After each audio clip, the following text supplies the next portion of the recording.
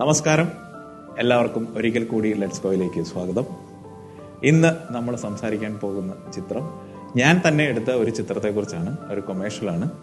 Institute of communication and journalism Pullarikkunnu കോട്ടയത്ത് ഉള്ള സ്ഥാപനത്തിന് വേണ്ടിയിട്ട് സോഷ്യൽ മീഡിയ പ്രൊമോഷന് വേണ്ടിയിട്ട് എടുത്ത ഒരു ചിത്രത്തെക്കുറിച്ചാണ് ഇന്ന് ഞാൻ നിങ്ങളോട് സംസാരിക്കുന്നത്. ഈ ചിത്രമാണ് പരസ്യമായി അവർ സോഷ്യൽ മീഡിയയിൽ പ്രൊമോട്ട് ചെയ്തത്. ഈ ചിത്രത്തിൻ്റെ ഒരു പ്രത്യേകത എന്ന് പറയുന്നത് ശ്രദ്ധിച്ചാൽ നിങ്ങൾക്ക് മനസ്സിലാകും. ഇതൊരു മോണോക്രോമാറ്റിക് കളർ പാറ്റേൺ യൂസ് ചെയ്ത് എടുത്തേക്കുന്ന ഒരു ചിത്രമാണ്. അതിൻ്റെ ക്യാപ്ഷൻ നിങ്ങൾ നോക്കാം, പഠിക്കാം നവമാധ്യമ സംസ്കാരം. അതാണ് അതിൻ്റെ ക്യാപ്ഷനായിട്ട് ഉപയോഗിച്ചിരിക്കുന്നത്. ആ ക്യാപ്ഷൻ തന്നെയാണെങ്കിലും ഒരു 60% ഗ്രേ കളർ ഒരു കളറാണ് അത് യൂസ് ചെയ്തേക്കുന്നത്. മൊത്തത്തിൽ ഇതൊരു മോണോക്രോമാറ്റിക് വൈറ്റും ഗ്രേയും ബ്ലാക്കും കൂടി യൂസ് ചെയ്തിട്ടുള്ള ഒരു കളർ പാറ്റേൺ ആണ് മൊത്തത്തിൽ ഈ ചിത്രത്തിൽ ഉപയോഗിച്ചേക്കുന്നത്. അതിൻ്റെ സൈഡിൽ ഒരു മൗസ് ഉണ്ട്. അത് ഈ മൗസാണ്. അതൊരു വെള്ള പ്രതലത്തിൽ വൈറ്റ് പ്രതലത്തിൽ വെച്ചിട്ട് എടുത്തേക്കുന്ന ഒരു ചിത്രമാണ്. ഇതിനെ ലൈറ്റ് ചെയ്തിരിക്കുന്നത് ഒരു ലൈറ്റേ നമ്മൾ ഇതിൽ ചെയ്തിട്ടുള്ളൂ. വൺ സൈഡ് ലൈറ്റാണ്. ഇത് ആ സബ്ജക്റ്റിന്റെ ടോപ്പിൽ നിന്ന് ക്യാമറയ്ക്ക് ഓപ്പോസിറ്റ് ഒരു ലൈറ്റാണ് ചെയ്തിരിക്കുന്നത്. അപ്പിൽ നിന്ന് ചെയ്തിരിക്കുന്ന ലൈറ്റ്. മെയിനായിട്ടുണ്ടായിരുന്ന ഒരു ചലഞ്ച് എന്ന് പറയുന്നത്, ഈ മൗസ് നിങ്ങൾ കണ്ടാൽ മനസ്സിലാവും, ഇത് ഒരു ഗ്ലാസ്, ഒരു പ്രതലം, ഒരു ഗ്ലാസ് ഫിനിഷുള്ള പ്രതലമാണ്. അപ്പോൾ ഇതാ ലൈറ്റ് വീണ് കഴിയുമ്പോഴത്തേക്കും ഇത് റിഫ്ലക്റ്റ് ചെയ്യുമ്പോഴത്തേക്കും നമ്മൾ ഉദ്ദേശിച്ച രീതിയിൽ നമുക്ക് ആ ചിത്രം കിട്ടാനുള്ള സാധ്യത കുറവാണ്.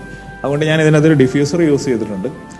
സോഫ്റ്റ് വോക്സും ഡിഫ്യൂസറും യൂസ് ചെയ്തിട്ടുണ്ട്. സോഫ്റ്റ് വോക്സ് കൊണ്ട് ആ ലൈറ്റ് കറക്റ്റായിട്ട് എനിക്ക് കട്ട് ചെയ്യാൻ പറ്റിയിരുന്നില്ല. അപ്പോൾ ഞാൻ ഡിഫ്യൂസർ യൂസ് ചെയ്തിരുന്നു. ഡിഫ്യൂസർ എന്ന് പറഞ്ഞാൽ നിങ്ങൾ ചിന്തിക്കുന്ന പോലെ വലിയ ഡിഫ്യൂസർ ഒന്നുമല്ല, ബട്ടർ പേപ്പർ ആണ് ഞാൻ ഇതിനകത്ത് യൂസ് ചെയ്തത്. പിന്നെ മെയിൻലി ഇത് കാണേണ്ടത് ഇതിൻ്റെ ഒരു ലോഗോയാണ്. ആ ലോഗോ നല്ല വിസിബിൾ ആയിട്ട് കാണണം. എങ്കിൽ മാത്രമേ ഇത് മാക്കിൻ്റെ ഒരു പ്രോഡക്റ്റ് ആണെന്ന് മനസ്സിലാക്കുകയും ചെയ്യുള്ളൂ.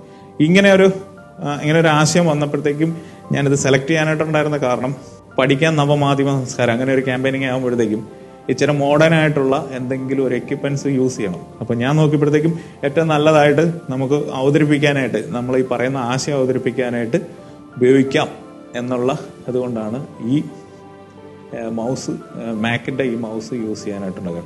ഇതിൻ്റെ രണ്ടാമത്തെ ചലഞ്ചായിട്ട് വന്നേക്കുന്നത്, ഇതിൻ്റെ ബാക്ക്ഗ്രൗണ്ട് വൈറ്റ് ആണ്, സബ്ജക്റ്റും വൈറ്റ് ആണ് വന്നേക്കുന്നത്. അപ്പം ബാക്ക്ഗ്രൗണ്ടും സബ്ജക്റ്റും തമ്മിൽ ഒരു സെപ്പറേഷൻ ഫീൽ ചെയ്യണം. അതിന് വേണ്ടിയിട്ട് അതിൻ്റെ താഴെ ഒരു ഷെയ്ഡ്, കൃത്യമായിട്ടൊരു ഷാഡോ വരത്തക്ക രീതിയിലാണ് നമ്മൾ ലൈറ്റ് അഡ്ജസ്റ്റ് ചെയ്തിരിക്കുന്നത്. ആ ഷെയ്ഡ് വെച്ചിട്ടാണ് സബ്ജക്റ്റിനെയും ബാക്ക്ഗ്രൗണ്ടിനെയും നമ്മൾ സെപ്പറേറ്റ് ചെയ്യാൻ വേണ്ടിയിട്ട് ശ്രമിച്ചത്. പിന്നെ ഇതിൻ്റെ ഡിസൈനിങ്ങിലേക്ക് വന്നു കഴിഞ്ഞപ്പോഴത്തേക്കും ഈ ഗ്രേ കളർ, ഒരു 60% ഗ്രേ കളർ ഉപയോഗിച്ചിട്ട് പഠിക്കാൻ നവമാധ്യമ സംസ്കാരം എന്നുള്ള ഗ്രേ കളറും അവരുടെ ജസ്റ്റ് വെബ്സൈറ്റും കോൺടാക്ട് നമ്പറും മാത്രമേ ഉള്ളൂ. ഇത് മറ്റൊന്നും ഇതിൻ്റെ അകത്ത് എലമെന്റ്സുകളൊന്നും ഇതിൻ്റെ അകത്ത് ആഡ് ചെയ്യണ്ട എന്ന് തീരുമാനിക്കുകയായിരുന്നു. ഈ മൗസിൻ്റെ തന്നെ സൈഡിൽ എഡ്ജിൽ ഇത് ഇങ്ങനെ ഈ എഡ്ജിലൂടെ ചെറിയൊരു ലൈറ്റ് പാസ് ചെയ്യുന്നുണ്ട്. അതും ആ ലൈറ്റിനെ തന്നെ നമ്മളൊരു തെർമോക്കോൾ വെച്ചിട്ട് ആ ലൈറ്റിനെ ഒന്ന് ജസ്റ്റ് റിഫ്ലക്റ്റ് ചെയ്ത് കൊടുത്തിരിക്കുന്നതാണ്. ആ സൈഡിലൂടെ ലൈറ്റ് പോയേക്കുന്നത്. കാരണം ഈ ബാക്ക്ഗ്രൗണ്ടുമായിട്ടുള്ള സെപ്പറേഷൻ നമുക്ക് എടുത്തറിയാനായിട്ട് ഫീൽ ചെയ്യാൻ വേണ്ടിയിട്ട്. ഇത് ഒരു DSLR-ൽ എടുത്തൊരു ചിത്രമാണ്. കാരണം ഇത് ഹോൾഡിങ്സിനോ ഒന്നും പോകാനുണ്ടല്ല. അപ്പർച്ചർ ഞാനൊരു 11 യൂസ് ചെയ്തിട്ടുണ്ട്. കാരണം എനിക്ക് ഫോക്കൽ ലെന്ത് ഇത് കിട്ടാനായിട്ട്, എനിക്ക് താഴെ മുതൽ മുകളിൽ വരെ എനിക്ക് ഏകദേശം നല്ല ഫോക്കസിൽ ഇത് കിട്ടണമെന്നുള്ള ആഗ്രഹം ഉണ്ടായിരുന്നു. അതുകൊണ്ടാണ് ഞാൻ അപ്പർച്ചർ ഇത് യൂസ് ചെയ്തത്. പിന്നെ യൂസ് ചെയ്ത ലൈറ്റ് കണ്ടിന്യൂസ് ലൈറ്റ് ആണ്, ഫ്ലാഷ് ലൈറ്റ് അല്ല ഞാൻ യൂസ് ചെയ്തത്, കണ്ടിന്യൂസ് ലൈറ്റ് ആണ് യൂസ് ചെയ്തത്. ഇത് എനിക്ക് ഇഷ്ടപ്പെട്ടതും എൻ്റെ ഫേവറേറ്റ് ചിത്രങ്ങളിൽ ഒന്നാണ്. ഇത് ഞാൻ പറഞ്ഞതുപോലെ തന്നെ ഇങ്ങനെ ഒരു മോണോക്രോമാറ്റിക് കളർ പാറ്റേൺ രീതി കൃത്യമായിട്ട് അപ്ലൈ ചെയ്ത് എടുത്തതായതുകൊണ്ടാണ്. ഇനി മറ്റൊരു ചിത്രത്തിന്റെ വിശേഷവുമായി അടുത്ത ദിവസം കാണുന്നവരെ ഞാൻ അജോ ധ്രുവ. Good bye.